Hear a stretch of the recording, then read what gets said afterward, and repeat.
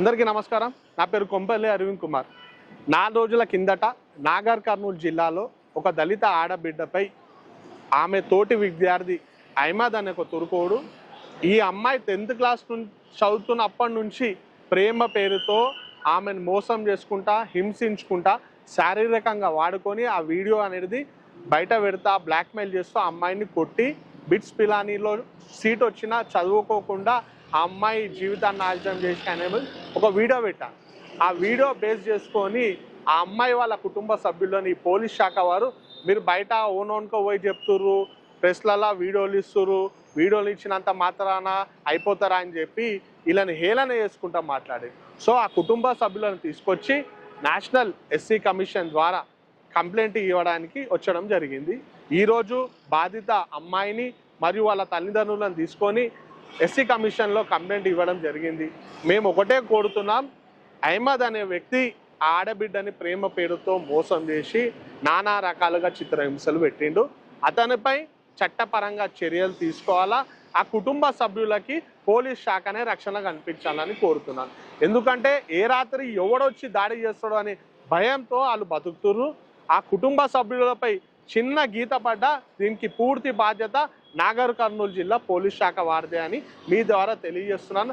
అయ్యా ముఖ్యమంత్రి గారు, పొదాలేస్తే నేను పెదమాదిగోని, నేను చిల్లమానోని, నేను అది ఇది అని చెప్పుకుంటావు కదా, అన్ని కులాల వ్యక్తి అని చెప్పుకుంటావు కదా, ఈరోజు బాజాప్తా ఒక మాదిగ ఆడబిడ్డని ఒక తురుకోడు ప్రేమ పేరుతో మోసం చేసి ఆమెని చిత్రహింసలకు గురి చేసి ఆమె జీవితాన్ని నాశనం చేసిండు.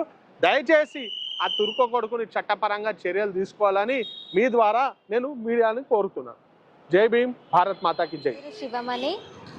నేను 6th క్లాస్ ఉన్నప్పుడు నా క్లాస్మేట్ అహ్మద్ అనే వ్యక్తి క్లాస్మేట్ ఉండే. 10th క్లాస్లో నాతో మా కాంటాక్ట్లోకి వచ్చి నేను నిన్ను ప్రేమిస్తున్నాను, పెళ్లి చేసుకుంటాననే మాయమాటలు చెప్పి నేను 10th క్లాస్లో ఉన్నప్పుడే నన్ను శారీరకంగా బలవంతం చేసి నాతో ఉన్నాడు. తర్వాత పెళ్లి చేసుకుంటా అని చెప్పి కులం పేరు తీయడం, నేను బొట్టు పెట్టుకున్నా కానీ తిట్టడం, ఆ గుడికి వెళ్ళొద్దని హెచ్చరించడం చేసేవాడు. తర్వాత నేను 2022లో 10th కంప్లీట్ అయింది. 2022 నుంచి 24 వరకు ఇంటర్మీడియట్ మైనారిటీ గురుకులాలో చదువుకున్నా. అప్పుడు నాకు అహ్మద్ అంత కాంటాక్ట్లో లేకున్నాడు. 2024లో నేను షాద్నగర్లో ఉన్న MSN ఫార్మా కంపెనీలో జాయిన్ అయినప్పుడు అక్కడికి కూడా వచ్చి నువ్వు ఎట్లా చదువుకుంటావో, నువ్వు బయటికి వెళ్ళొద్దు, బయటికి ఎందుకు వెళ్ళినావు, నువ్వు చదువుకుంటే కూడా నీకు అన్నీ ఇష్టం ఉన్నట్టు ఎందుకు చేస్తున్నావు, నన్ను అడగకుండా అని చెప్పి నేనుండే హాస్టల్ దగ్గరకు వచ్చి కొట్టేవాడు. కొట్టి 2-3 టైమ్స్ వచ్చి హాస్టల్ దగ్గర కొట్టిండు. తర్వాత ఒకసారి హాస్టల్కి వచ్చి వితౌట్ పర్మిషన్తోని విమెన్స్ హాస్టల్లో వచ్చి కొట్టినప్పుడు నేను భయంతో 100కు కాల్ చేసిన. కొత్తూరు పోలీస్ స్టేషన్ వాళ్ళు వచ్చి తీసుకొని వెళ్ళి వార్నింగ్ ఇచ్చి వెళ్ళినాక అహ్మద్ని అదే రాత్రి వదిలేసినాక నా దగ్గరికి రానని చెప్పిండు. తర్వాత నేను 2025లో అక్టోబర్లో కల్వకుర్తి రిలయన్స్ స్మార్ట్ పాయింట్లో జాయిన్ అయినప్పుడు నా ఇన్ఫర్మేషన్ తెలుసుకొని అక్కడికి కూడా వచ్చి బ్లాక్మెయిల్ చేయడం స్టార్ట్ చేసిండు. నువ్వు ఫిజికల్గా ఉంటే మాత్రమే నేను నీ విషయాలు ఎవరికి చెప్పను, నాతో దిగిన ఫోటోలు వీడియోలు ఉన్నాయి, అవన్నీ సోషల్ మీడియాలో పెడతాను, నీ ఫ్యామిలీకి పెడతాను, ఎవరికన్నా చెప్పుకుంటే కూడా నిన్ను చంపేస్తానని బెదిరించాడు. తర్వాతకి అక్కడికి వచ్చి కొట్టినప్పుడు నా కొలీగ్స్ కూడా చూశారు. ఆయనను ఎంత పంపించినా వెళ్ళిపోయేవాడు కాదు. అక్కడనే ఉండి నా ఫోన్ తీసుకొని నువ్వు ఎవరితో మాట్లాడుతున్నావని తిట్టేవాడు. ఎవరితో మాట్లాడినా కానీ వాళ్ళకు కూడా ఫోన్ చేసి బెదిరించేవాడు, ఈ అమ్మాయితో మాట్లాడకు అని.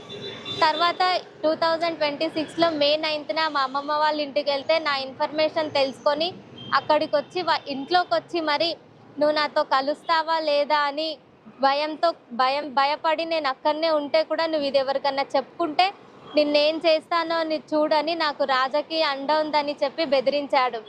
అక్కడికి వచ్చి కొట్టిన తర్వాత నేను May 13వ తేదీన నేను భయంతో చనిపోదామని పారిపోయాక మా అమ్మ వాళ్ళు మిస్సింగ్ కేసు పెడితే అక్కడ వచ్చి ట్రేస్ చేసి తీసుకొని వచ్చినప్పుడు కూడా వాళ్ళు నా స్టేట్మెంట్ రికార్డ్ చేయకుండా నేను చెప్పింది అయితే ఏమీ రాయలేదు. వాళ్ళు ఎస్ఐని అడిగి రాస్తా, ఈ మ్యాటర్ అవసరం లేదు అంటుందని వాళ్ళకి ఇష్టం వచ్చిన స్టేట్మెంట్ రాసుకొని ఇప్పుడు అహ్మద్కి అది అడ్వాంటేజ్గా ఆ కేసుని నమోదు చేసి ఇప్పుడు కేసు అవ్వకుండా చూస్తున్నారు. డిఎస్పీ ఆఫీస్కి కేసు కోసం వెళ్తే కూడా మీ తోకలు పట్టే వాళ్ళకు కూడా ఎవ్రీ ఇన్ఫర్మేషన్ మేము ఎందుకు చెప్పాలి, కేసు మీకు చెప్పాల్సి వస్తుంది.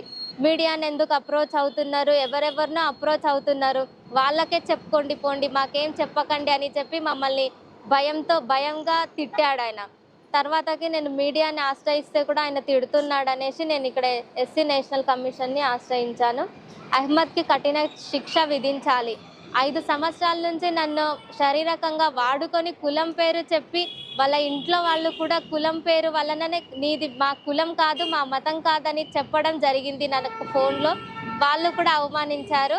ఆయనకి కఠిన శిక్ష విధించాలి. అసలు ఈ స్టేట్లో అయినా కాదు, దళిత అమ్మాయి దిక్కు చూడాలంటే కూడా భయపడాలి.